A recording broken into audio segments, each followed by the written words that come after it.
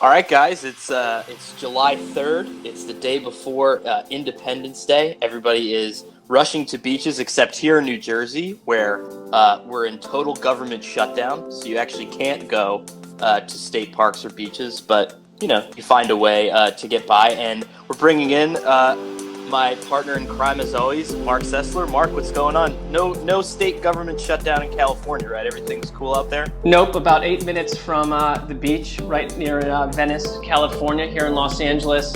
And you will not find Chris Christie and his 20 plus contingent family members sitting out alone on the quiet, peaceful beach here in LA, because he's doing that in New Jersey. He's doing that on the beaches that he shut down in your state. Well, to try to distract us from that, or I guess my inability to go to the Department of Motor Vehicles today, which would really ratchet up my Independence Day. I was thinking a lot about training camp, and in a couple weeks, the Houston Texans go to training camp at the Greenbrier in West Virginia, and one thing about the Greenbrier that a lot of people don't know is that it's a decommissioned bunker for like some sort of nuclear chaos scenario where all the senators and Congress people are like rushed in there. There's like a delousing station. There are bunkers. Everyone has their own cabins and desks and everything like that. And, it got me thinking about all these crazy things that are around that we don't even know about. Because right now you can get a tour of the Greenbrier. You can look and see where everything was, sort of the mock meeting rooms that they would have and all that stuff. But read an interesting book recently and started kind of doing some deep diving. And I found out that I actually lived near in Adams County Township in Pennsylvania, the Raven Rock Mountain Complex. And I'll let you sort of weigh in because I know I'm like blabbering on this because it's super fascinating to me. But basically, there's a city in a mountain, an underground Pentagon that is, and that just totally blows my mind. And I think it's such a horrible way to get into something when you just say, "Isn't this crazy?" But I mean, isn't it crazy that somewhere out there, there's just a road, and then you go in, and there's just this endless mountain complex that's going to sustain the entire world if something horrible happened to the United States. That blows my mind. Yeah, it's you mentioned this topic a couple weeks ago to me, and we've tweeted out a few times, hey, we're working on something that requires research. And I really do think of all the the various ghost stories and mail fraud personal narratives that we've come up with over the recent month, that this required research, and like it is a bit of a wormhole to say the least. And you're right, this Raven Rock Mountain Complex, RRMC, has the ability, from what I was reading, to hold as many up to 5,000 people. It's got a fire department, a police department, full-on medical facilities, and a dining hall that serves 4 meals a day. It's got a 3-story building built inside of the mountain itself. And I went and looked online, and you can very easily find sort of sonar, radar, satellite imagery of this place, and it will take you around and show you this massive firehouse, this massive, police department on the hill itself, and then all these various portals that take you into the area that we cannot see. And, you mentioned saving the whole world. I think the deeper that we got in, we realized they are not planning to save the entire world. No, no, this is like almost an invite-only list of the future, right? Like who gets to be around to plan the next thing. And one of the coolest, the guy who wrote the book is Garrett Graff, and it's sort of a dystopian title, but the story of the U.S. government's plan to save itself, I think, while we all die. While the rest of us die. While the rest of us die. But he tells a story about when they're doing research for the show The West Wing. George Stephanopoulos showed Aaron Sorkin his card, and basically the equivalent of his admittance into Raven Rock. He was going to be part of the future, and he's like, "Hey, you should do an episode on this. It's pretty wild." And by the time he ended up getting around to doing the episode, someone else from the White House was present at the taping of the episode, and she pulls Aaron Sorkin aside and she said, "This is so ridiculous. This would never happen."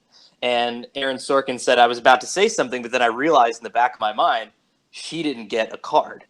And so that was like his moment that for some reason George Stephanopoulos was deemed at the time, part of the future. And then this poor person was like, well, no, but I don't think you made the cut. And what must go through your mind? I mean, on top of everything else, you have to decide who gets to go into this building. I don't think in a million years I would ever on earth be able to decide something this crazy. No, and it's a shifting list. And the book by Garrett Graff, it points out how much things have changed, because the concept of the hidden away secret bunker for the president and his attaché of critical thinkers really started with Truman and Eisenhower. And it obviously during the Cold War and that Cold War period, this became a prime thing. But the focus back then was on saving everyone, saving families, that there would be large areas out in the remote country where Conor Orr and his family would find a way to get out there, and then they would reunite everyone you knew to get the country back up and running. And all of this kind of came crumbling down with the end of Reagan and the end of the Cold War. But then with 9/11, the idea of emergency secret locales for the government to continue, basically continuity of government is the theme here, that it absolutely became put into prime focus again. But the shift that Graff points out is that it used to be saving everyone. Now it's essentially just saving themselves. And they talk about about a 400-person list of people that would really accompany the president and the idea of the presidency into this next world, this next, post-apocalyptic type scenario. But Congress and the Supreme Court have always begged off this because they're so slow moving that they never really would have fit the idea of, like, Obama's landed, what do we do?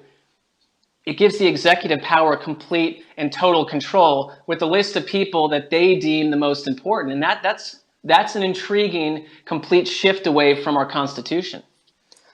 It's so crazy to me to think that that's even possible. And you think about it, and there are obvious, trip ups to this, right? Like, how are you going to get everybody here? And one of the main trip ups was, when they first started doing this and they're doing these dry runs, they're like, okay, get into this helicopter. We're going to whisk you away to the mountains of Pennsylvania. And these senators or these presidential advisors are like, okay, cool. When are you picking up the rest of my family?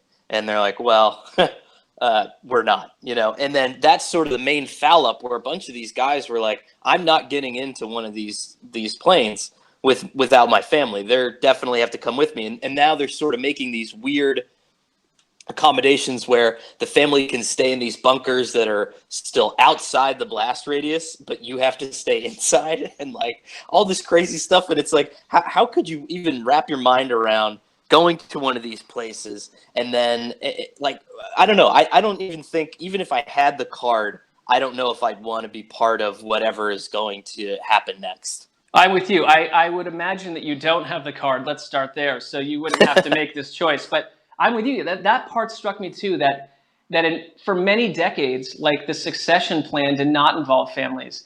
And now that it does, it raises the question of, like, wait, so if this is the only group of people that live, like, what does it say about our country? Like, is it a cross section of our nation? Not on any level, in my opinion. But secondly, they made a good point, or Garrett Graff did in this book too, that if there was a massive nuclear fallout, that the idea that the entire country would be wiped out, save for this, small collection, a few hundred people surrounding the presidency, that they'd all be gone, is not true at all. That millions of people, no matter what would happen nuclear-wise, would still survive in our country, but they would be left on the outside to deal with a nuclear winter or a post-nuclear fallout, whatever would come with that, while these other people would be living underneath this mountain in complete safety and, in theory, still communicating with other world governments and stuff. I don't know, on 4th of July, where we all act like we're all as one, this is kind of a complete heel turn by the executive branch, in my opinion. What really makes me think, and I know that you and I are both huge fans of the book Libra by Don DeLillo. I actually started rereading it again this weekend while I was hanging out on a non-government beach so that I could actually relax and physically go there. Good for you. Like, one of the things, there's always these throwaway lines in the book where it would say, like, there's a truth inside the truth or something like that. And, it makes me think, if we know about this, right? There's an entire book now written about it. You can look at it on Google Earth, and you can. I think you can take tours of parts of the complex now, even if you go there. There's got to be some way cooler spot that we don't even know about, right? That's definitely going to, maybe everyone looks there, but there's got to be something else where everyone's definitely going or probably going, and that to me, because we can't know, right? That you and I, this shouldn't be information that we have. I would say. Right. If we do, you're right. There must be a much deeper pocket, something else. We can circle back to this, but one thing that we talked about briefly was I lived in Denver for years, and not long before I moved there, they finished work on the Denver International Airport, which is, it's weird because if you live in Denver, if you kind of, Denver is not one of these like Los Angeles spread out type cities. It's compact and there's some beautiful little neighborhoods and towns around it. But essentially, like your airport, there's a lot of space there. Stapleton used to be about 5-6 miles from downtown Denver. And if you were back then, the Chicago Bears flying in to play the Broncos, very easy to get in and out. Now, this new DIA airport is 25 plus miles outside of the city. And it is 53 square miles, which is larger than Manhattan. Why? That's always been the question. And it was meant to be built for $1.7 billion, and it came in just under $5 billion. How do you botch that kind of project that way? And there's always been major questions around this airport. Out front of it, to be quick, there is a very bizarre 32-foot tall, like bright blue Mustang, a sculpture of one. And you immediately think Denver Broncos, but it has these like demonic red glowing eyes. And then if you go inside this airport itself, and it's massive, and it's beautiful in many ways, but it has these really peculiar things happening inside. Above the entrance to baggage claim, there is this massive statue of like a demonic figure crawling out of a suitcase. And there's these series of murals.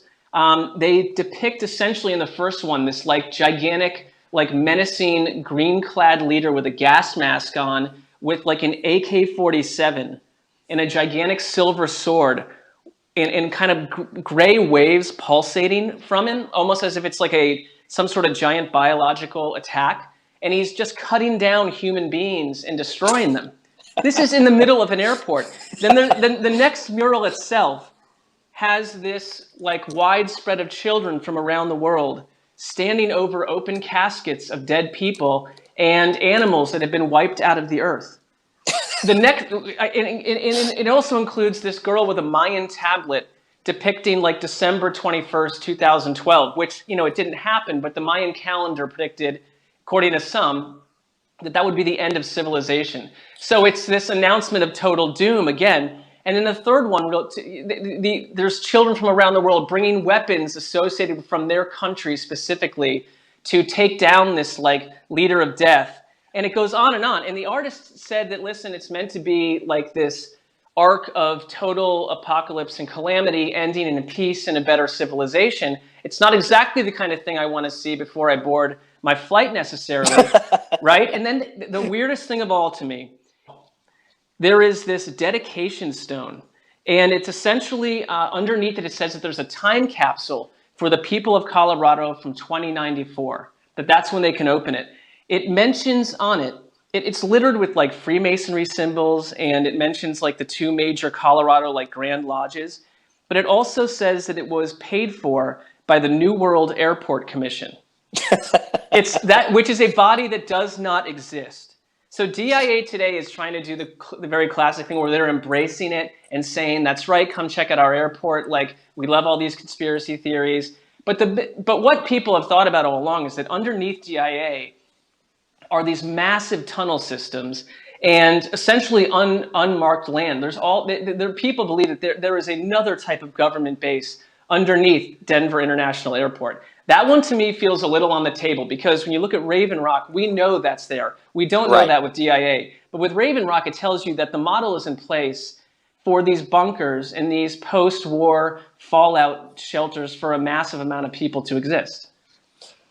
What I love what I choose to believe about the Denver airport, just not to freak myself out, is, and this is sort of a roundabout way of getting to the story that I'm saying, but back in college, we would put out at the school newspaper every year a guide, so the football guide before the football season or the basketball guide, and I was in charge of putting out the lacrosse guide, and I worked with someone on the creative side, so photographers and designers, and I said, what sort of concept do we have for the guide? And this guy was way out there, and great person, still working in photography and everything, but essentially said, like, we constructed all of the photo shoots to be like black and white vaudevillian puppets, so like all the lacrosse players look like vaudevillian style puppets, and it's all good, like every photo is going to be on burnt exposed film. And I was like, what the hell? Like, people are just going to pick this up and be like,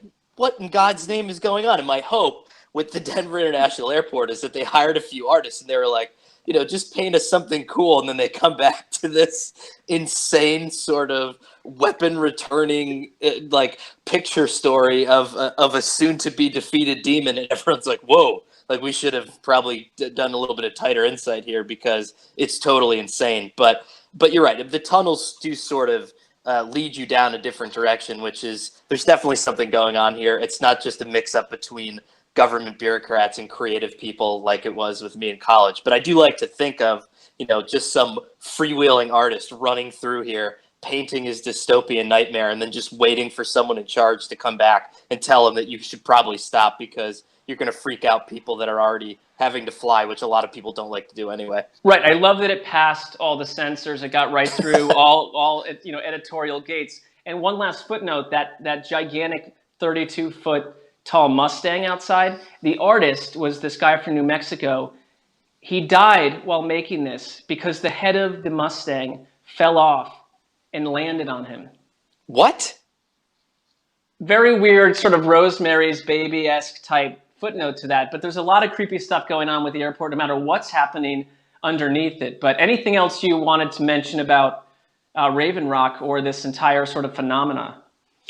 To me, it just goes to show that there are people, and it might not even be like the president, it might not be any of these, but like who is at the top? Like, who one day wakes up and says, you know what, we need a different escape bunker? And then who are the people that are working on this?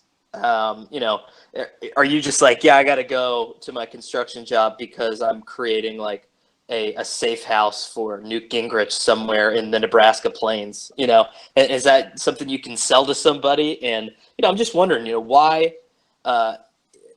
It's funny in a way, because obviously something horrible would have to happen in order for all this to be kicked in. But like the planning that goes into it for something that might never happen, it's just it's so weird to me to think about that. I'm with you that, and there's some odd footnotes to it where they discussed things like, well, it's not just people that we would save, but we need to bring with us like an original copy of the Constitution. And they've talked about certain plans talked about dragging the Liberty Bell along with them from Philadelphia. So the thinking always seems very sort of inside baseball. Like, if you're in this world, oh, well, we're the ones that need to be preserved and kept around. Let's not look around at the larger, country as a whole, but really we're the center of power. And so it must revolve around us. And in theory, we leave our families behind. So that's heartwarming. I would say.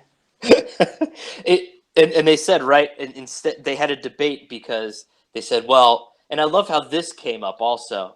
They're like, well, we're only going to be able to take one of the two. So it's the Constitution or the Declaration of Independence. Like, they've timed this out, I guess, where they're like, well, John's going to go run and get the Liberty Bell, and he'll meet us over there. And then Chris is going to go, but we can't have too many people doing this. So we have to decide, and then in this room, there has to be these people saying, well, yeah, I mean, obviously, got to take the Liberty Bell, but who needs the Declaration of Independence? And then all this like crazy arguing. It must be, I hate to say this because I don't like the show, but like Seinfeld-esque, where it's just nobody is outside of their own bodies realizing what they're actually talking about, which is pure insanity. This might be the one, if you were included, or certainly if you were not included, you would not be watching a lot of television if you were outside the bunker. But your distaste for Seinfeld would finally have a bookend put on it. There would be no more syndicated shows for you to watch and rank from 1 to 100. I think I think that would be good for everybody. It's no matter what, and we can do podcasts about secrets of the world, bunkers. But if we did like an I Hate Seinfeld podcast, it would be our most listened to and most responded to. And we're trying to let people know where you go if something happens. This is a public service. It is. It's really we're the one. We're actually focused outside of the bunker towards the people. I mean, essentially just listening to the show. We're not going to reach anyone else. So that's a limited number on its own right. But we do thank you for everyone who's been listening. And what are you going to be doing tomorrow on 4th of July? I think I think I'm going to do a non-public sanctioned beach day. So do a little bit of that, and then everyone in our neighborhood, when the light goes down, everyone buys flares. We light flares that border our whole property, so the entire community goes up in like these bordered and big flares, and then we light fireworks off. So that's what I'm doing. What are you doing? I love that you live in like a 1940s like Iowa neighborhood. Like I essentially, we have fences up from between my house and our neighbors. We do not speak to our neighbors. I found an arrow that someone shot from the bow and arrow in our yard, and we have a 6 and 5-year-old. So that's that's as neighborly as the contact gets. But we'll have a couple friends over. There will be beer drinking. There will be fireworks sent off from someone else's house, hopefully up into the sky, and eat food and then report back to work the following day. All right, well, Conor, great to hang with you, and we will sign back on next Monday. We're going to do this every Monday until the season starts. Then we'll shift to a day less frantic than Monday when we're wrapping up from Sunday's football action. Happy 4th of July to everyone, and if you don't live in the States, have a nice Tuesday. Farewell.